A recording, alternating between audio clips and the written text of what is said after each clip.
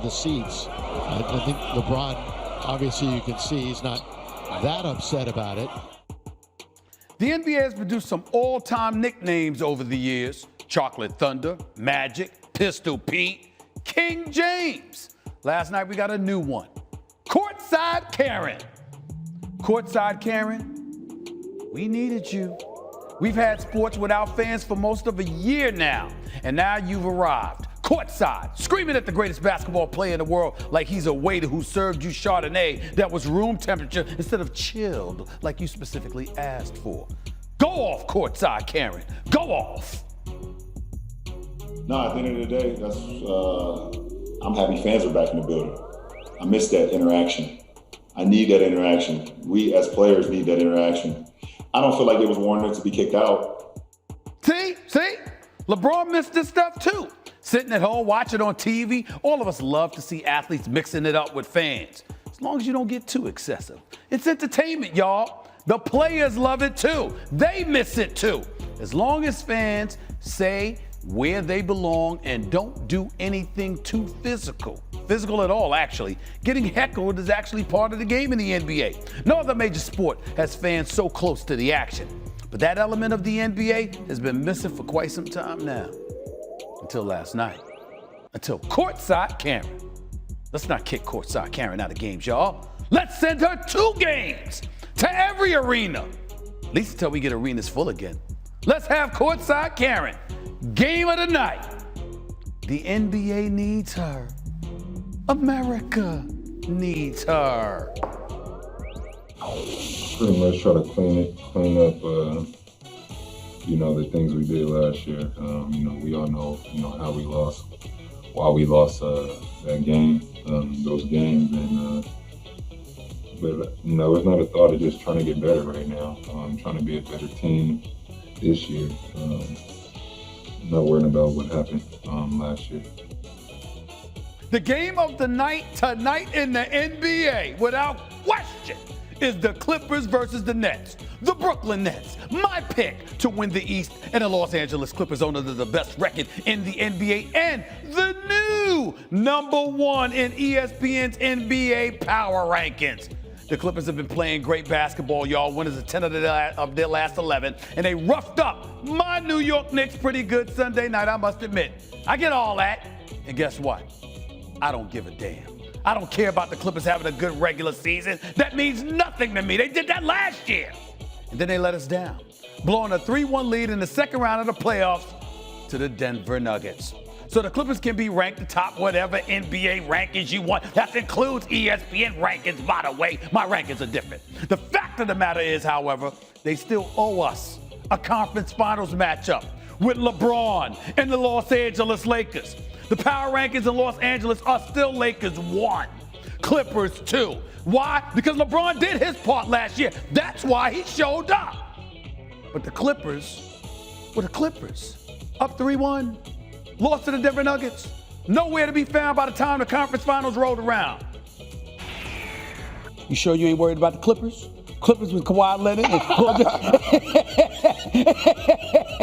You sure you're not worried about the Clippers? Boy. Nobody worry about the zippers, man. Laker to a Clipper, man, I can't be faded. Come on, man, the Clipper. We talking about the Clippers. You see that? Did you see that? Snoop actually said more. I didn't even play the roughest part of that clip. Look, nobody is going to take the Clippers as a serious threat to the Lakers until they actually do something. It's all talk until that. Kawhi Leonard, with all that fanfare and the commercials and the king the crown dangling from your mirror last year about taking over LA. Remember that? We're still waiting, bro. Get to the conference finals. Go up against LeBron and the Lakers. Then we'll talk. You do or what? But to the pros we go. LeBron and the Lakers picked up a win over the Hawks last night in Atlanta, but it was a courtside interaction that made news when a fan who was heckling LeBron along with 3 others were booted. Here's the king on what went down. I'm happy fans are back in the building. I miss that interaction. I need that interaction. We as players need that interaction. I don't feel like it was warranted to be kicked out. there was a back and forth between two grown men, and then when someone else jumped into it and said their piece, and it kind of got blown out of proportion. Stephen A., do you think the fans should have been ejected from the arena? Based on what we saw on video and what LeBron James said, no, I don't believe that. I think that in this day and age, particularly with what the world is going through, and specifically here in America in the sports world, to see fans heckling players and stuff like that is actually welcomed, to be honest with you. Now, there are limits. Russell Westbrook and various others can speak to that, because some things that are said are completely and utterly uncalled for. In my years of covering the NBA, I've seen many occasions where fans definitely cross the line with some of their language and some of the things that they said. But other times when they're heckling you and bothering you, I don't think that it warrants ejection. I think going over to them and telling them to watch their language is about as far as it needs to go, because in most instances they know how to heckle you while minding their manners in terms of their language. And I think that they're definitely capable. I'll give you a personal experience, Max and Molly. I was at the Rams-Kansas City games. Remember that Monday night game years ago when Kansas City lost to L.A. 54-51, that epic Monday night football game? Well, I'm in the suite for ESPN LA radio, and fans were screaming at me and stuff like that. And one of the guys was getting out of control and he was heckling me. The security went over to remove him. And I told security, no, leave him alone. It's okay. And I looked at the guy and I just said, just watch your language. Just watch your language and you good. And he actually thanked me for it. He still heckled me, but he heckled me in PC fashion, not rated R. And as a result, we all ended up having fun. I was messing with them. They were messing with me. And it's all in fun. And I think that's the kind of thing that LeBron is alluding to when he talks about how the fans shouldn't have been ejected. She seemed a bit acerbic when she jumped into the fray, whoever that person was, with the gentleman LeBron was arguing with. But I appreciate what LeBron is saying. You kind of missed that, and you want to see that because the fans are an integral part of what makes the game special. And watching these games without them in attendance, even though I really appreciate the players playing and playing with the fervor that they're playing with, I really do miss the fans there. So I appreciate where LeBron came from on this, and I agree with his assessment. Yeah, first let me say, LeBron can get down in the mud and wrestle and come out clean. Like, the way he handled this was just right. First of all, his tweet, courtside Karen was mad, all caps, is hilarious. And even the fact that he said she shouldn't have been ejected, he likes the interaction, the fact that he's going back and forth with them, it's all good. And she should not have been ejected, based on what I understand, except I have to say this. When you talk loud and a lot, that's how you spread COVID, right? Like, that's what you like, because it's really expectorant. It's the particles coming out of your mouth. I know it sounds disgusting or funny or whatever, but that's what the mask really does. The mask is not there to protect you. Your mask is there to protect me. My mask is there to protect you.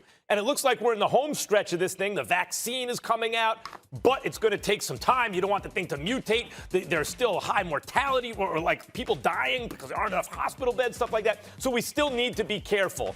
And if the mask is off her face and she's yelling, I don't know, Stephen A., if she was warned to put her mask back on and she didn't. But if she's yelling with her mask down, then I could see that being the basis of her removal. That has not been reported, that they told her, hey, put your mask back on, and they didn't. But that's one way I could see, okay, I get it.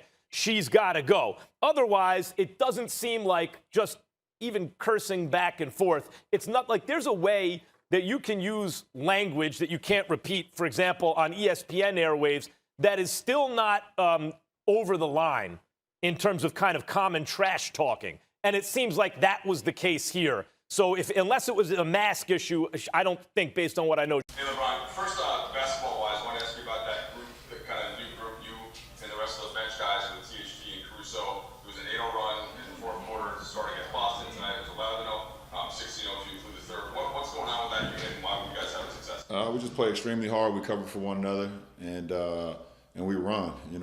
Myself, THT, Caruso, Kuz, and Trez. We got a lot of energy, a lot of speed. And we just play a lot of unselfish basketball. That's our whole team, but that group particular. And then, so you've got the Built by Black History shirt on, obviously Black History Month. You're there in Atlanta. I just wondered, Brian, could you summarize this whole year going back to George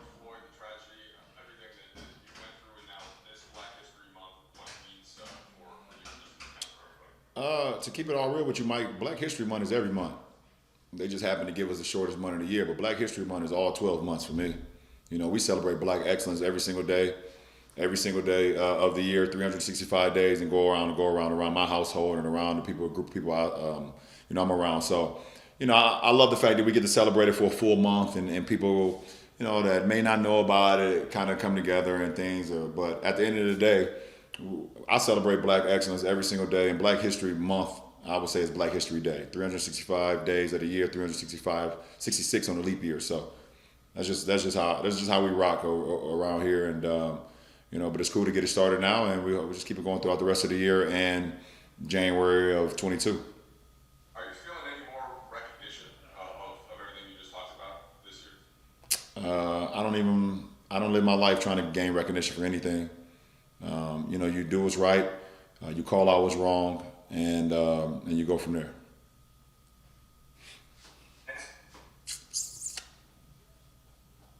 LeBron, I wanted to get your take or your comment or your perspective on the interaction that occurred with the courtside fans who were kicked out, and do you feel like that interaction exposed any sort of loophole in the COVID protocol if fans can take off their masks to yell at a player?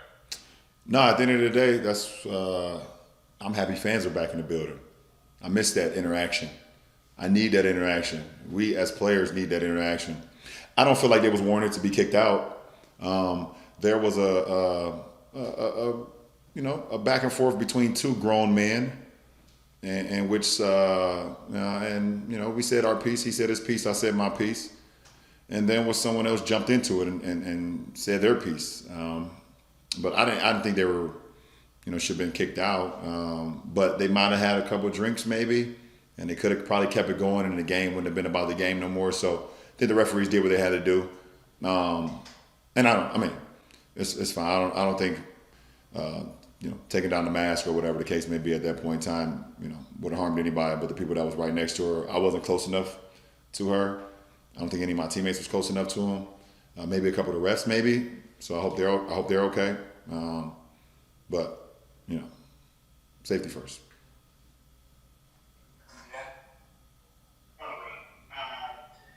Dan, you look like you about to ask me. You look like you're ready to fire off. Well, it strikes me as as somebody you've said all year, like I want fans. I want to see fans.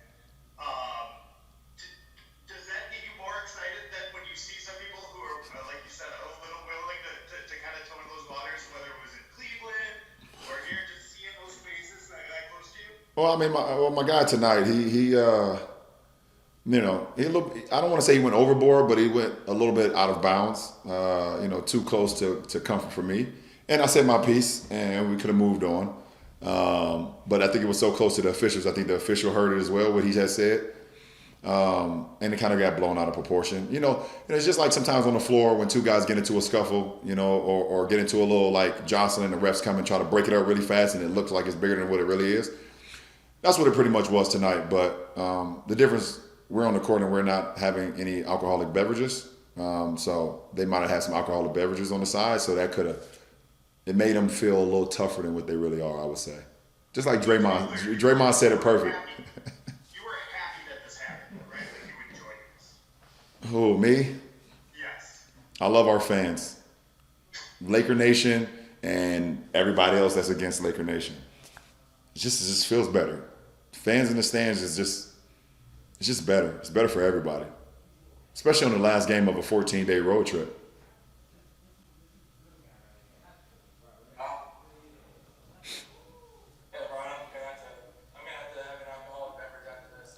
Me too.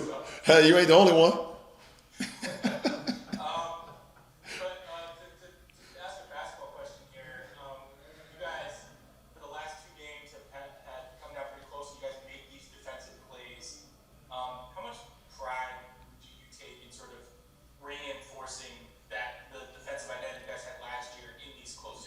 No, I take all the pride. Listen, man, I take just as much pride on the defensive end than I do on the offensive end. Things that you cannot control on the offensive end if you shoot the ball well. Sometimes the ball don't go in for you.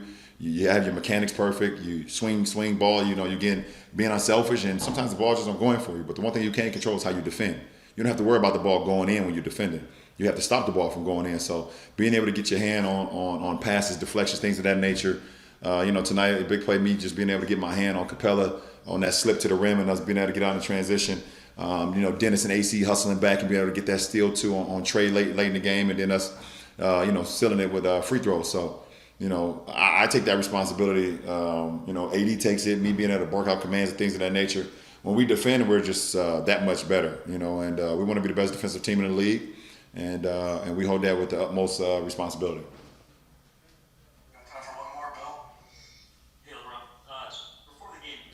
Said it's been kind of a blend of diligence and luck that has kept you guys from having any games postponed. I mean, obviously, a lot of teams around the league have had multiple games postponed.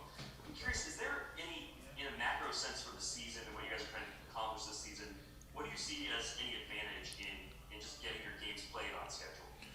Well, yeah, I want to say, first of all, we've been trying to be extremely responsible. The whole Lakers organization.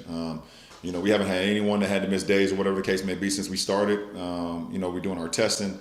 Guys are staying, for the majority, staying in their rooms and staying, social distancing and things of that nature. We're just trying to do everything that the protocol is telling us we can or cannot do, and just trying to follow that to a T. There's some things you can't control. We don't know if this virus is airborne or if it's passed through, person to person. So what we can't control is just trying to stay responsible, do the things that we can do and things of that nature. And then, and it's allowed us to be full, for our games, like I said, and go out there. Because of, the strict protocols and stuff, you don't really have much time to practice, especially on the road. A lot of gyms aren't open. A lot of arenas are not open unless it's a game. You can't really prepare things on the floor, so you got to do it in film sessions and things of that nature. So to have our full group, like I said before, we've use a lot of our games as extensive practices to continue to work our habits, continue to work our strategic plan on how we can get better and better as the months go on. So, through luck, yes, but also through being responsible as well has allowed us to be whole pretty much throughout the season so far.